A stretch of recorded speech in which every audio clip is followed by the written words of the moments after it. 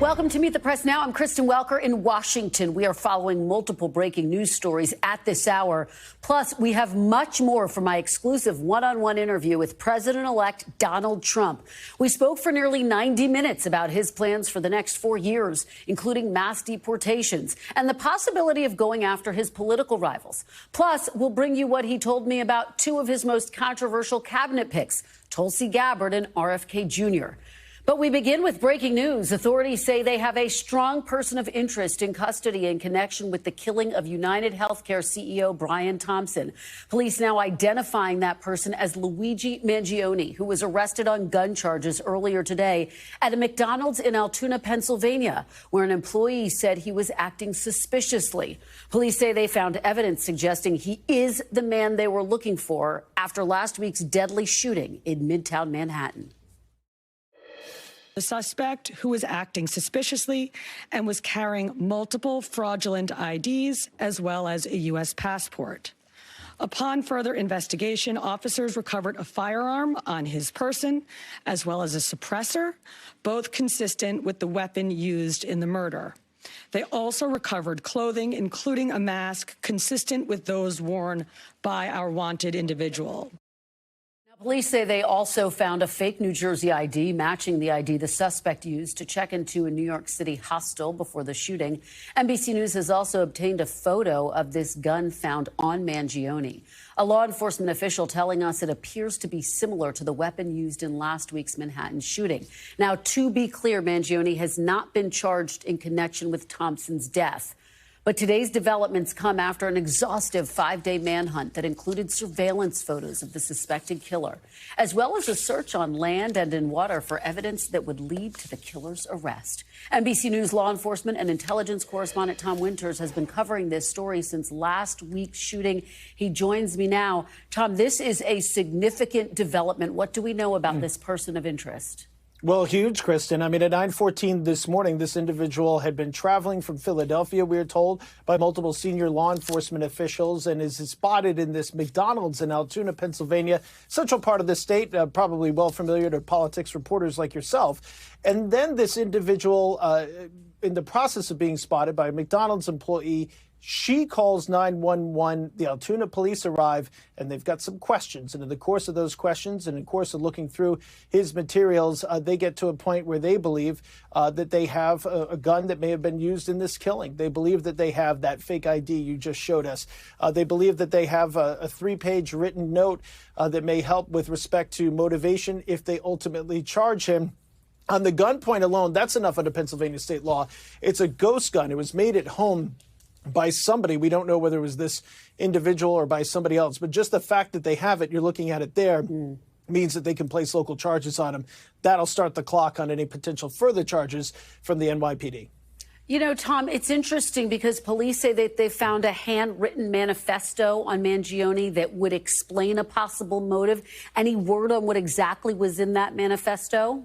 So as far as Chief of Detectives Joe Kenny would go, basically saying, look, he was speaking out against corporate America. I think as the details come into clarity over the next couple hours and days, it may have been a lot more specific to the individuals that could have been involved in this case. We'll just have to see what comes out. But I think there's a lot in there. There'll be a lot in there that'll help investigators. That's the indication we have from senior law enforcement officials, and it might also help with any potential charges, Kristen. Well, let's pick up right there, Tom. What charges are you tracking as a possibility if Mangione is in fact charged in this case? What should we be watching for? Right, and I'm looking down because you never know when they're going to come in, and they could come in real time. The NYPD arrived at approximately 3:15 Eastern time, along with the Manhattan DA's office. So this really would start to become the window when we would think we might see something. Charges will be filed in Pennsylvania to keep him into custody on the gun. That they feel strongly about. Then comes the potential charges to be filed in Manhattan. There would be an extradition proceeding, again, if he's charged, and then he would be brought back here. Presumably, for anybody captured in this, and I'm not going to speak specifically to this individual that's in custody now, Luigi Mangione, homicide charges just on its face, and there could be a whole slew of other charges, whoever this person was that was responsible for this shooting. All right, Tom Winter, we know you are always checking your phone. You're always working every angle. Thank you so much for joining us. We really appreciate it. You got it, Kristen. We want to turn now to the stunning collapse of the Assad regime in Syria and growing concerns about a potential power vacuum. In just a matter of days, rebel forces captured city after city, marching toward Damascus and seizing control of the capital. Take a look. These are images out of Damascus of crowds gathering in the city center, waving flags while standing on deserted army tanks, shooting off celebratory gunfire and toppling the statue of the ousted leader. It comes after the brutal dictator Bashar al-Assad relinquished his presidency over the weekend, fleeing to Moscow, where Russia has granted him asylum. Now, while there is jubilation on the ground in Syria, many major questions remain unanswered, including who will now rule the country and how. President Biden yesterday signaling the U.S. will help to stabilize the region. At long last, the Assad regime has fallen.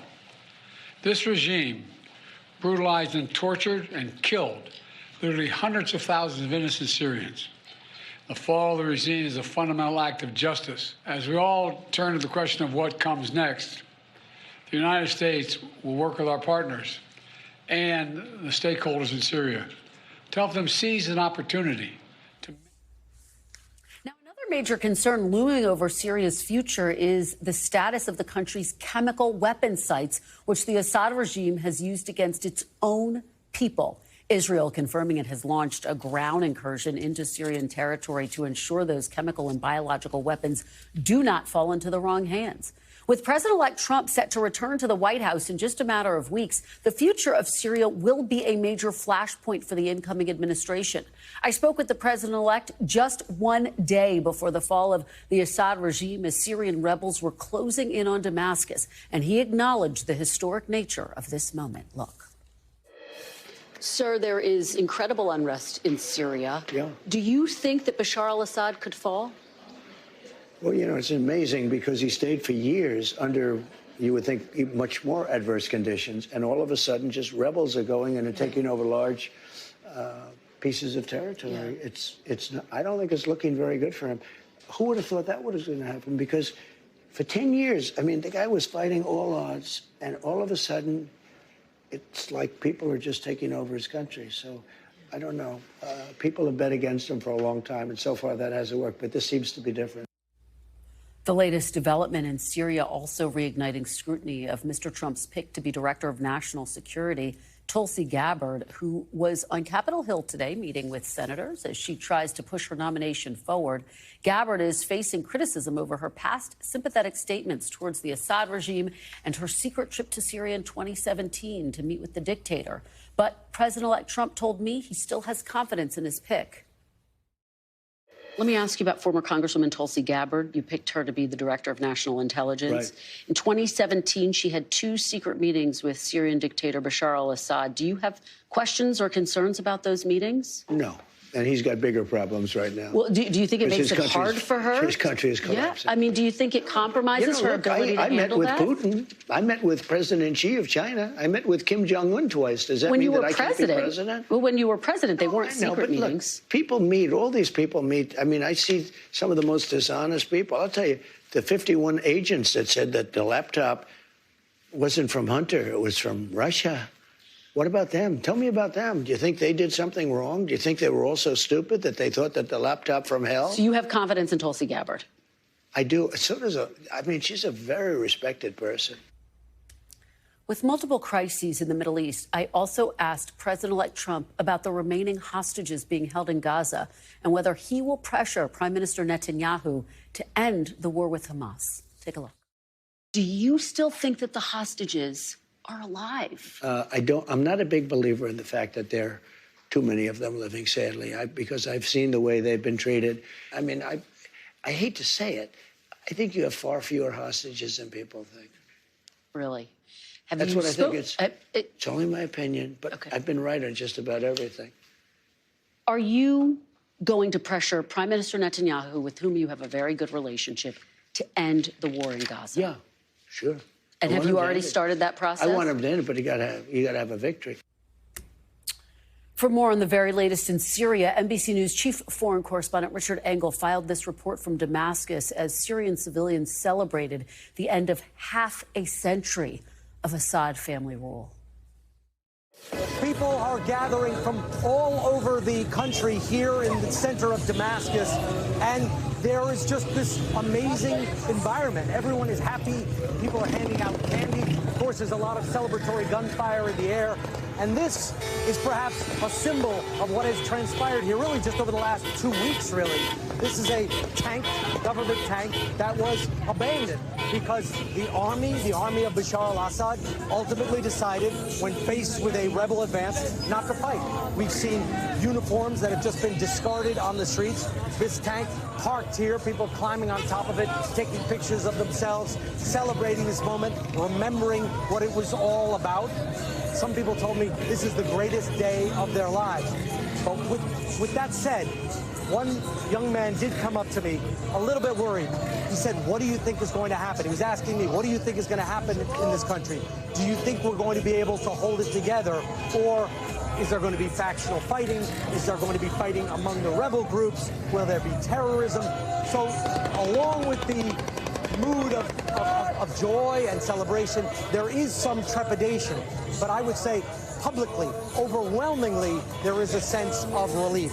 Because for the last 10 years, over 10 years, the civil war in this country has been one of the most brutal on the entire planet. There are secret prisons all over this city, all over this country. And right now, rebels are going into them. They are trying to find people who've been locked away in these torture dungeons for years. Some people are missing. They don't know where they are, so they're seeing if they perhaps are hidden in some of these underground facilities. This is a time of exploration. People say that for the first time in their lives, because Bashar al-Assad and his father before him have ruled this country with an iron fist for over half a century, people say for the first time in their lives, they're able to express themselves. And that word, there's one word we keep hearing over and over and over again. It is hurriya, Arabic for freedom. And people here say they finally have a taste of it. Just extraordinary reporting from our Richard Engel on the ground in Syria. For more on all of this, I'm joined now by Matt Bradley in Beirut. Gabe Gutierrez is at the White House, and I'm also joined by Elise Labott, Edward R. Murrow Press Fellow at the Council on Foreign Relations. Thanks to all of you for being here, for helping us unpack what is unfolding in Syria right now. Matt, let me start with you. You are there in the region. What is the mood tonight? Yeah, I mean, what we're seeing here in Lebanon, of course, is, different things from different people, as is always the case. Behind me in the area of Dahia, we were hearing gunfire earlier today. There hasn't been a real fighting here for several weeks, ever since this peace treaty between Hezbollah and the Israelis. But there still is, in this neighborhood, a lot of sympathy for Hezbollah, which had intervened in the war in Syria to back the regime of Bashar al-Assad. So the fall of that regime and the humiliation of the backers, the Iranians, who backed both the Assad regime and Hezbollah here, is something that's going to be felt not just within Syria, but also here in Lebanon. But for the 1.5 million Syrian refugees who have been here in Lebanon for the better part of the past decade, this is a big moment that they've been waiting for, a moment of celebration. And indeed, they're already flooding across the border back home to Syria. What they'll find when they're there, that's anybody's guess. Well, and that takes me to my next question. Who exactly are these rebels who toppled the regime, and speak about the uncertainty around them? Yeah, well, the main rebel group was Hayat Tahrir al-Sham, and this is a group that's loosely translated as the Committee for the Liberation of the Levant. And this is a group that has connections to al-Qaeda and the Islamic State that they've since disavowed over the past several years. The leader of this group, Abu Muhammad al-Julani, he has since changed his name from his war name, his nom de guerre, to his real name, and that's Ahmed al-Shara. And this is a man who has been making very positive noises for the past several years about his intentions to govern with inclusivity, with liberalness, with a sense of, reaching out beyond Syria's borders, trying to appeal to the international community, aid organizations, advocacy groups, all of the people who are not going to look too well on a listed terrorist, as al-Julani is, by the United States, by Israel, by several other countries, including Turkey. a country that backed his allies in this fight to take down Damascus and take down the Assad regime. So whether or not this man actually lives up to the ideals that he's been preaching for the past several years, whether he rules in a way that a lot of people throughout the world find acceptable and are willing to give money to, or willing to support, give political cover to, that is, again, another major question. I can tell you that there are a lot of minority groups, a lot of religious minorities, ethnic minorities, different languages within Syria. This is a cosmopolitan place with a patchwork of different identities. Governing it has already proven extremely difficult. That's one of the reasons why there was this blistering 13-year-long civil war that killed so many people. Whether or not it's going to take a man like him to do it, well, we just saw today that he appointed a prime minister for the interim period for the first time. This is a prime minister who had ruled over HTS's, Hayat Tahrir al-Sham's own dominion in northwest Syria before this lightning advance. So this is a man who has experience being a prime minister. Whether or not he can take that experience of governing that small enclave in northwest Syria to this entire huge country of Syria, again, another question we can't answer right now. All right. Well, Matt Bradley, thank you so much for being on top of everything that is unfolding there. Really appreciate it. Gabe, let me turn to you. We did hear from President Biden at the White House yesterday. He said the U.S. will help ensure stability in eastern Syria. What are the administration's biggest concerns right now? What are officials there telling you? Hi there, Kristen. Well, certainly instability is a big concern, and also the resurgence of terror. But I want to pick up on part of your interview with President-elect Trump. He seemed surprised by the fall of the Assad regime, or at least saying that it happened all of a sudden. Well, certainly officials here at the White House may have been surprised by the speed of which this happened, but they say that this was no accident, and they point to the Biden administration's foreign policy on a number of different fronts that contributed to the fall of the Assad regime, including the U.S. backing Israel and its conflict with Iranian proxies, in Lebanon, securing a ceasefire with the Lebanese government to end the conflict between Hezbollah and Israel, and of course, Kristen, the U.S.'s continued support of Ukraine in its war against Russia. And the Biden administration believes that all those factors played into a weakened Bashar al-Assad and allowed these rebels to go in and topple his regime. Kristen? And on that very point, Gabe, the U.S. launched strikes into Syria yesterday, hitting 75 different targets. What can you tell us about that? Well, certainly a huge number of strikes, 75 different sites throughout Syria. And that goes to what the White House says is trying to do is prevent the resurgence of ISIS in Syria. Certainly on the same day where we were learning the full extent of what was going on in that country, after we learned that Bashar al-Assad had finally left to Moscow, it was then that the U.S. administration decided to go ahead with these airstrikes and send a very clear message that they do not want ISIS or other terrorist groups to resurge in Syria, Kristen.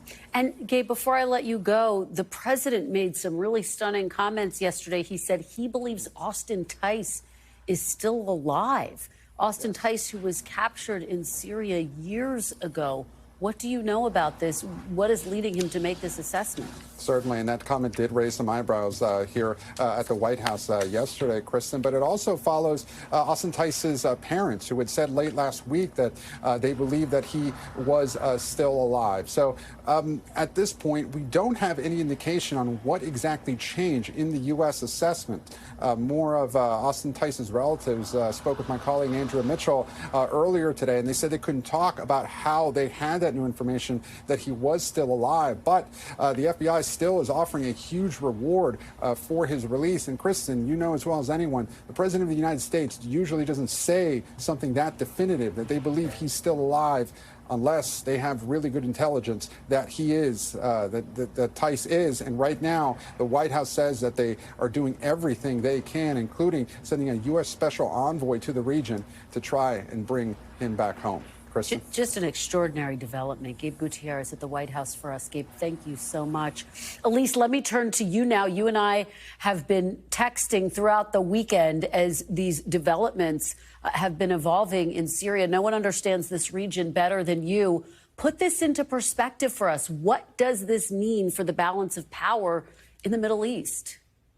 Kristen, it's a tectonic shift in the region. I mean, we've been saying that for the past couple of months, right? When, Israel killed the leaders of Hamas and then the leader of Hezbollah. And there's just been so much action and killing of these massive leaders and these movement of dynamics in the region. But I would say that the ouster of Bashar al-Assad after close to 25 years is just remarkable. And I mean, I think what it does, two major things, right? It denies this land bridge from Iran into Lebanon, and that's to attack Israel, which is its main goal.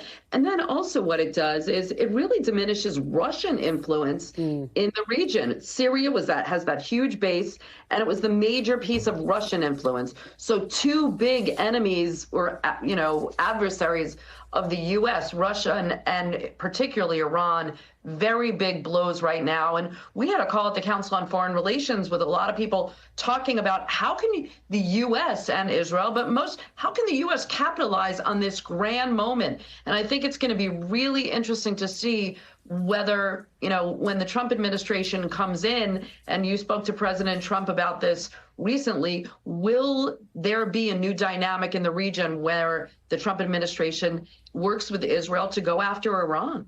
Because it's never been weaker. It is going to be such a fascinating question as we watch what happens over these next few months, Elise. And of course, you have President-elect Trump saying that the United States should not get involved. President Biden saying that the United States will help to stabilize Syria. Two very different approaches. Right. How could this play out, depending on whether or not the U.S. engages?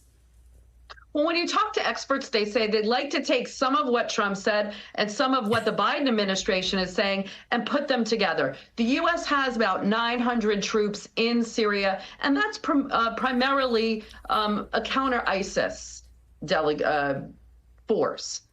And you kind of want to keep that because, as we've been discussing, there's a lot of concern about these ties to Islamic groups and whether HTS is going to be able to fill that power vacuum and turn away from terrorism and turn away from those Islamic links. So you kind of want the U.S. to stay in the region in that particular way to fight ISIS. The U.S. doesn't want to get in the middle of a civil war, but if you leave it to external powers like Turkey that's been supporting them, or Qatar, or the Gulf, without U.S. involvement, that could jeopardize the security of the region. So the U.S. still really needs to help, give birth to a transitional government, not get involved in the players themselves, but be able to provide that support, make sure that there's not a resurgence of terrorism like we saw after the wars in Iraq and Libya. When there's a power vacuum, that's when terrorists come in and they start, we've had a lot of ISIS cells form that way. So the U.S. wants to make sure that it's working with its allies. But at the same time, President Trump is right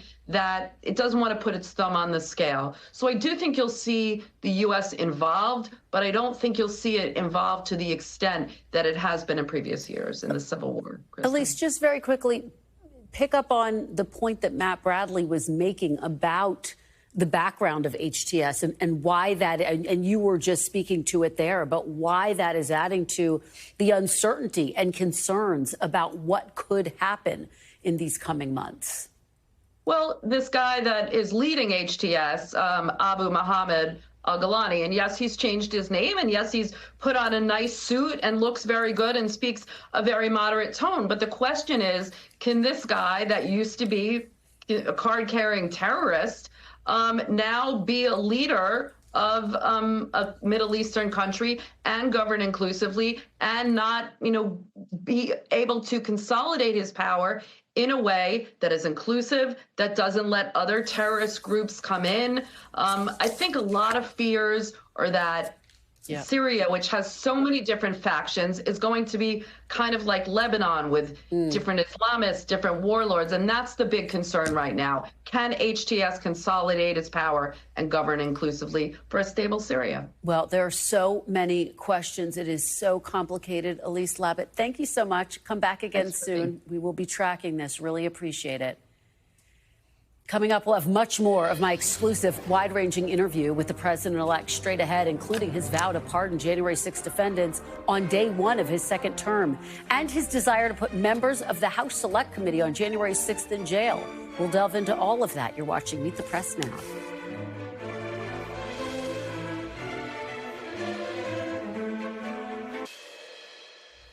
Welcome back. Turning now to more news-making moments from my sit-down with President-elect Donald Trump. I asked him about our reporting that President Biden is weighing preemptive pardons for some people who have clashed with Mr. Trump, including Senator-elect Adam Schiff, who's set to be sworn in today, and former Congresswoman Liz Cheney. As part of his response, the president-elect lashed out at the January 6th committee, accusing it of unfairly targeting him and even destroying its records, which the committee denies. Cheney was behind it, and so was Benny Thompson and everybody on that committee. For what they did, honestly, they should go to jail. So you think Liz Cheney should go to jail? For what they did. Everyone on the committee, you think? I think everybody anybody that voted in favor. Are you going to direct your FBI director and your attorney general to send them to jail? No, not at all. I think that they'll have to look at that, but I'm not going to. I'm going to focus on drill, baby, drill. And again, committee members say his allegations are categorically false. Today, Senator-elect Schiff told MSNBC the committee stands by its work and that the president-elect's claims are, quote, baseless attacks. And in a statement, former Congresswoman Liz Cheney calling Trump's accusations, quote, ridiculous and false. Also in our interview, I asked the president-elect if he plans to follow through on his campaign promise to pardon individuals who attacked the Capitol on January 6th, including the more than 900 people who pleaded guilty to crimes. I'm going to look at everything. We're going to look at individual cases, Okay. But I'm going to be acting very quickly. Within your first 100 days, first day? First day. First day? Yeah, I'm looking first day. Issue these pardons. These people have been there, how long is it, 3 or 4 years? Okay. You know, by the way, they've been in there for years, and they're in a filthy, disgusting place that shouldn't even be allowed to be open. Let's bring in some of our NBC News correspondents. Garrett Hake is covering the Trump transition, and Ali Rafa is covering the White House. Garrett, let's talk about what we just heard there. A little bit of a gray area from President-elect Trump when it comes to what should happen to his political enemies. He said he believes those on the January 6th committee should be in jail without providing any evidence of what, if any, crime they committed. On the other hand, I asked him pretty directly, does he think that his attorney general, his FBI director, should go after his political enemies? He said that's going to be up to them if they find wrongdoing. What did you hear? Yeah, Kristen, I didn't hear gray. I heard a big flashing green light from Donald Trump. Whenever I hear an interview like this, I go back to Michael Cohen's testimony on the Hill 5-6 years ago now, where he talked about the way that Donald Trump gives orders. And it's not that he gives orders directly. It's just that he makes very clear what he wants to see happen. And that's exactly what I heard in your interview. I didn't hear him say no. I didn't hear him say these officials will have better things to do than go investigate my enemies. I heard you ask him several times if he thinks there should be consequences, basically. And I heard him essentially say, yeah, if they can find it. It sounded more like a dare to me than a wave off. Now, the problem for Trump is he doesn't even posit or suggest what crime he thinks any of his political enemies might have committed against him. There's nothing illegal about conducting a congressional investigation, even one that's purely politically motivated. There's nothing illegal about how the January 6th committee handled its records. There is no crime even suggested in here, just the fact that Trump does not like these people and wants to see them punished somehow. Now, if you're Adam Schiff or Liz Cheney, I hope your taxes are in order. I hope you don't have anything sort of separate that you're concerned about, because what I heard at the bottom line here, Kristen, is an invitation to a Trump administered law enforcement agencies to go ahead and look around and see what you can find in the backgrounds of any of these people who might have, pursued various investigations into him during his tenure and afterwards. Well, Ali, pick up on that point, because as Garrett's making all of these points, we know that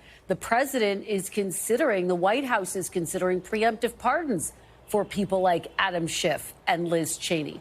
What are administration officials telling you about where that all stands? Yeah, Kristen, this is an especially tricky position for this White House, especially after we saw President Biden pardon his son Hunter earlier this month. And shortly after that happened, we saw President-elect Trump use that as sort of a justification for his desire to go and pardon these January 6th rioters after he takes office. So Hunter's pardon definitely provided ammunition for Trump and his allies. And there are even fears that the president-elect could go after President Biden himself once he he takes office. I thought it was particularly notable in that interview that you did with the president-elect when you asked him whether he would appoint a special prosecutor or a special counsel to be able to do that. And he said that he's not interested in going into the past. He said success will be his retribution. But as we continue hearing about retribution from Trump, from his allies, we know that the White House is privately considering issuing these preemptive pardons for allies of the president that President-elect Trump has publicly criticized in some cases for years now. One of them, as you mentioned, being Liz Cheney, Adam Schiff, and reportedly Dr. Anthony Fauci. Trump saying that he wants to imprison not just Liz Cheney, but all January 6th committee members. But there, Kristen, are a lot of open questions about this possibility. First of all, we don't know if any of them have gone to the White House and approached the White House asking for this out of fear this could happen. We also don't know whether they would accept it. I think Schiff was one that said that he wouldn't. He didn't want this to happen. But we haven't heard the same from Cheney or Fauci or others being considered. And we also don't know how sweeping or how broad this list could be. It's also a somewhat controversial move because issuing a pardon implies that some crime had been committed, and none of the people being considered have committed crimes or even been investigated for committing those crimes. So something like this with good intentions could possibly backfire and possibly have some bad side effects, Kristen. It's a really important point, Allie. Garrett, let me go back to you and shift gears a little bit. Let's talk about one of the big campaign promises of President-elect Trump, his mass deportation plan. I pressed him on this. Take a look. I'll get your reaction on the other side. You raised the point that the logistics are complicated. You said Sure it yourself. but everything's complicated. Yeah, you mean you need 24 times more ICE detention capacity just to deport 1 million people per year, not to mention more agents, more judges, more planes. Is it realistic to deport everyone who's here illegally? You have no choice. First of all, they're costing us a fortune. But we're starting with the criminals, and we got to do it. And then we're starting with others, and we're going to see how it goes. Who are the others? Others are other people outside of criminals. We have convicted murders. We don't mean people that are even on trial. We have people that have murdered numerous people are on our streets and in our farms, and we have to get them out of our country. Garrett, he also notably said he is willing to work with Democrats to try to get a deal for Dreamers to stay here. What did you make of his comments on immigration? Yeah, those comments on Dreamers, by the way, greeted very skeptically on Capitol Hill today by Democrats who remember trying to work with Donald Trump to exact just such a deal during the first administration and having the Trump White House repeatedly kind of pull the rug out from under them. On mass deportations, I think this is a recurring problem for Donald Trump, which is he cannot square the scale of what he wants to do in terms of deportations with not going back to a family separation policy, which he clearly wants to try to avoid, knowing the political problems it caused for him the first time, and the logistics of doing what he wants to do in a short period of time with limited money and limited kind of availability of Congress to act quickly to help him. I think the idea of pursuing criminals and going after people who are, already have deportation orders, Donald Trump will find relatively little resistance to that. I think that will be conceived as broadly popular. I think it will probably be very quickly funded. And I think there will be an urgency to do that, at least by Republicans. But after you get past perhaps the first 1 million people he wants to target, this only gets harder and harder. And it's not clear that he has a plan for how to pursue, day 200 plus, if you will. Yeah, the logistics are just so incredibly complicated. As you say, it's very expensive, estimated $1 trillion per year, potentially. Garrett and Allie, great reporting. Thank you for helping us unpack all of that. We really appreciate it. Coming up next, what the president-elect told me about RFK Jr. and childhood vaccines, plus his meeting with pharmaceutical leaders on lowering prescription drug prices. We'll bring you all of that. You're watching Meet the Press now.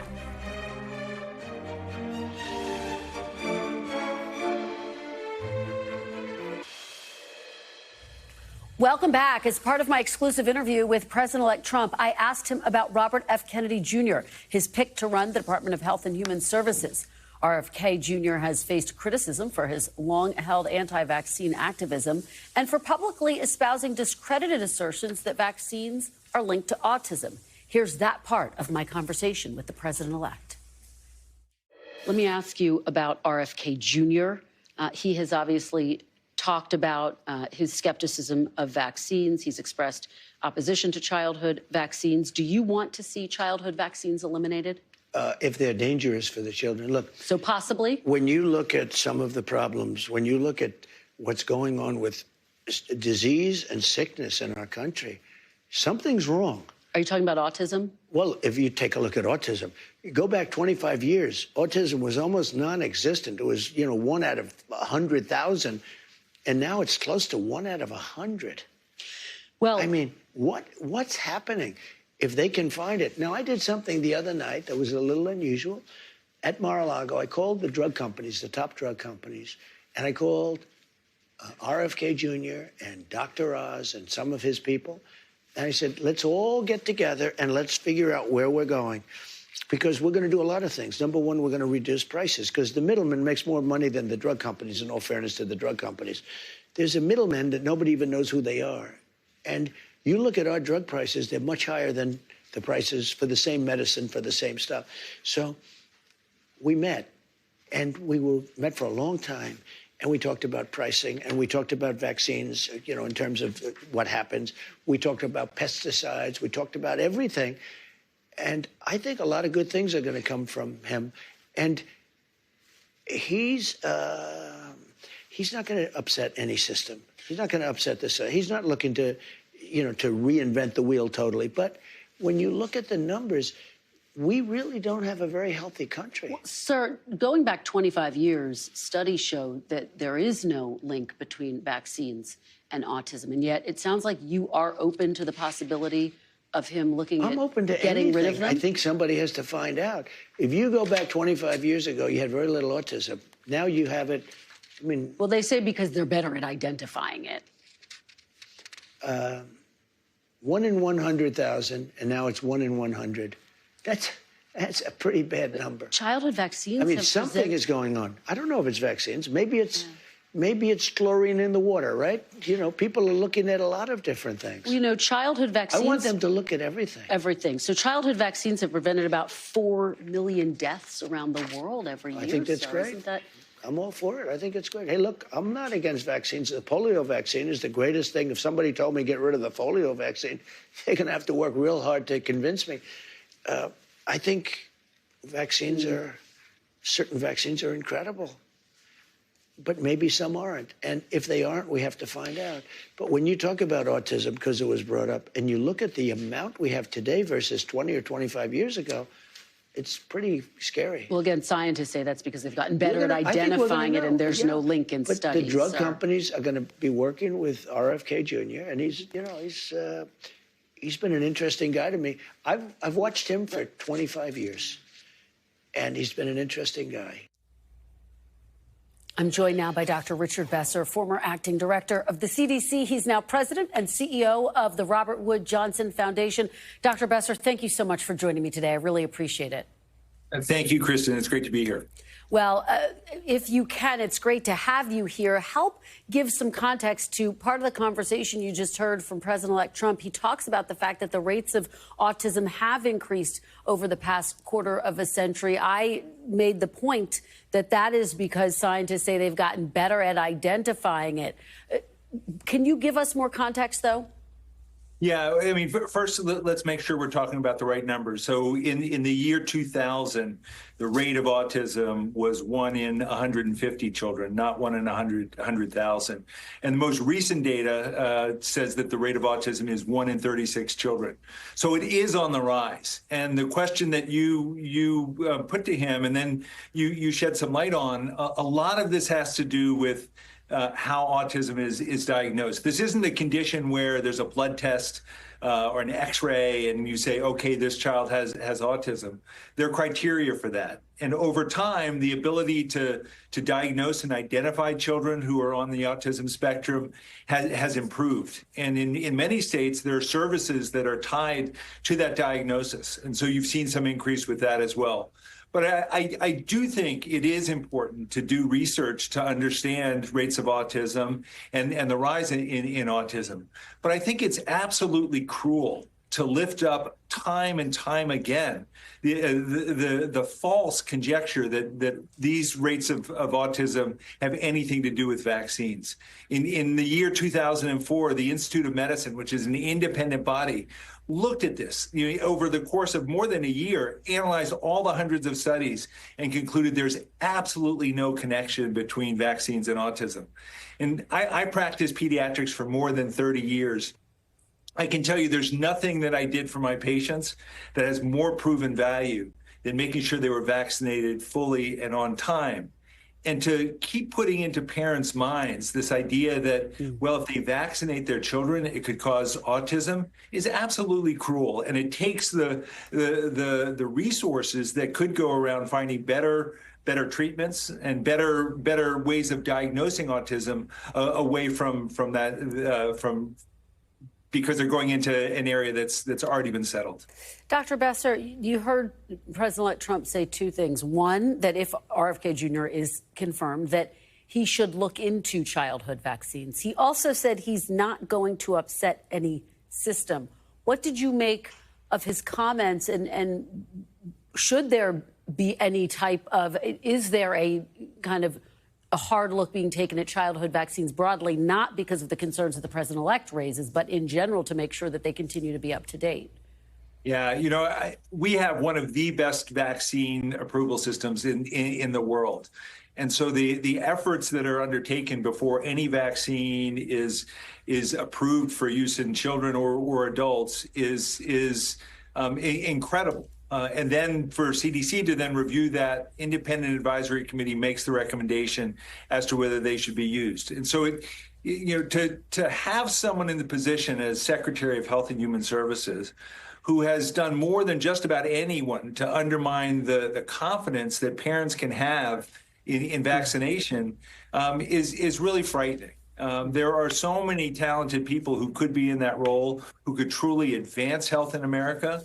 To have someone who is just continues to put up these theories that have already been disproven means that we will not advance in the ways that we could around other health issues. He did talk about the fact that he also wants RFK Jr. to focus on trying to bring down drug prices. You heard the president-elect say he'd been in touch with pharmaceutical companies. Is that something that the HHS secretary has the authority to impact? How does that work, and what do you make of that aspect of what we heard from the president-elect? Yeah, I think that's great.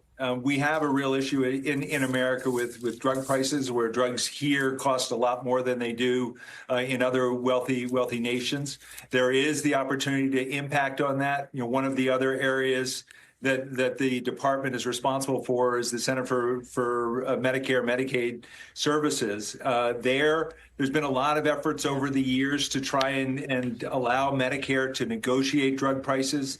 That's very helpful. So having a secretary who's interested in that is terrific.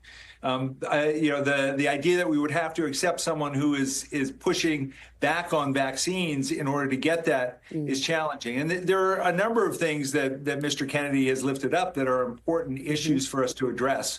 But I really worry about having that microphone there and being able to discredit vaccines, even though most of those recommendations come from the state.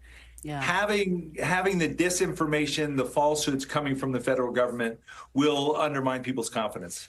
Dr. Richard Besser, thank you so much for being here. We really appreciate it. Thank you, Kristen. Still ahead, I asked President-elect Trump if he'll follow through on his promise to appoint a special prosecutor to investigate President Biden once he's in office. We'll bring you his answer next. You're watching Meet the Press now.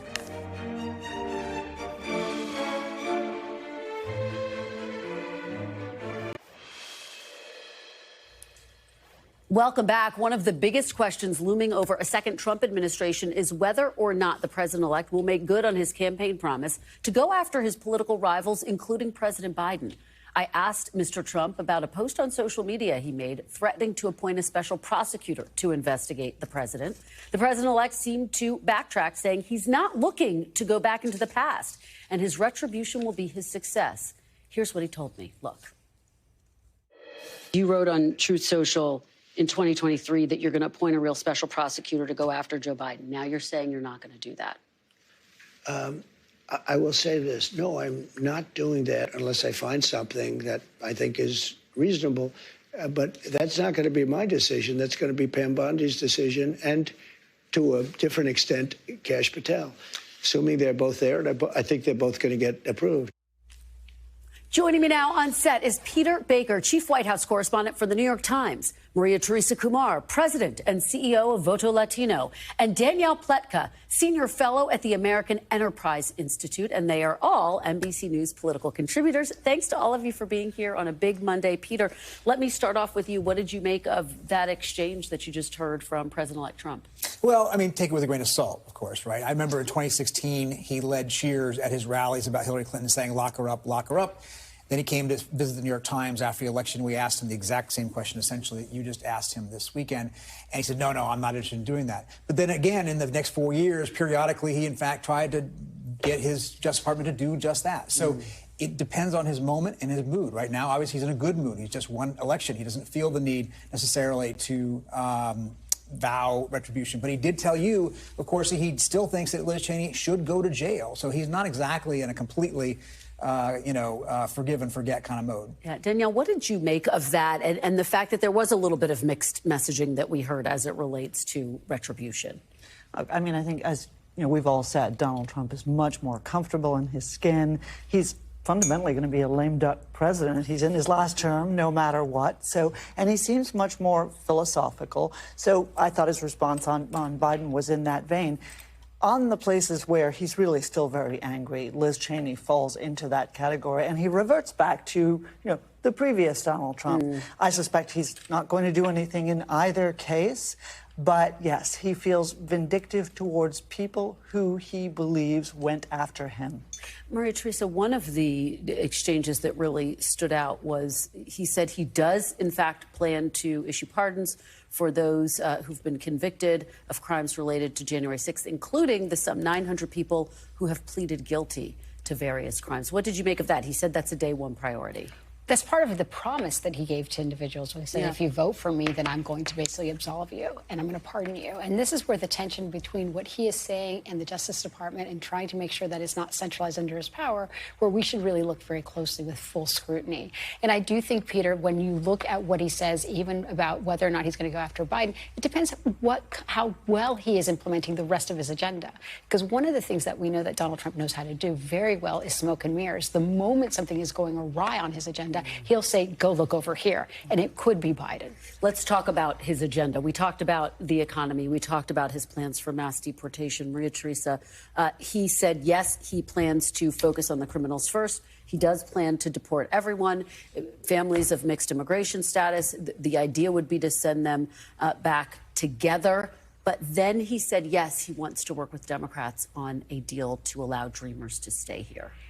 Here's the thing. It's almost impossible to identify folks that have committed a crime. It's almost impossible to look. It's literally like a needle in the haystack. If you talk from folks from ACLU on down, the only way that, oh my goodness, after all these years, it's God calling me now. So one of the things that we do know is that the only way he can implement that is by going into worksite raids.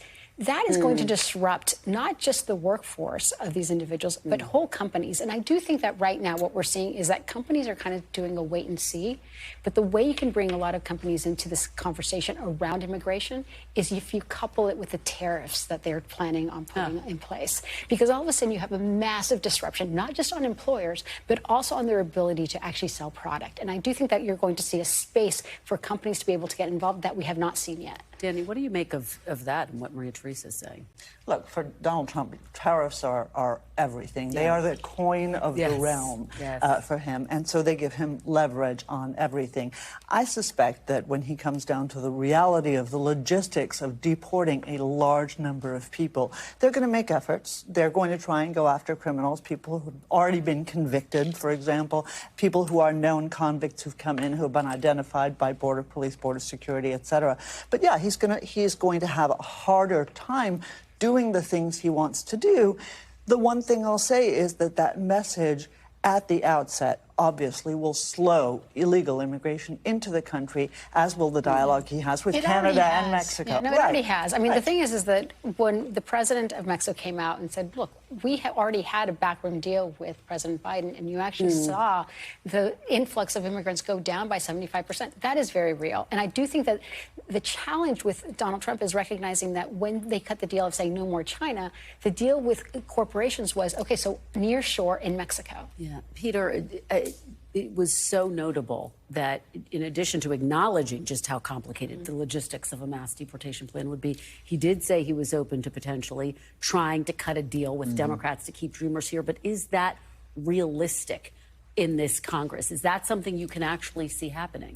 Well, yes, but it could have happened in the last term, too, right? He could have cut this deal the last time around. He said similar things at times, right, that he was sympathetic to these people who were brought in as children. They had no role in coming into the country illegally. Many of them have been here, as he pointed out to you, for many years. They don't speak the language of their home country. They are middle-aged and often usually tax-paying productive citizens.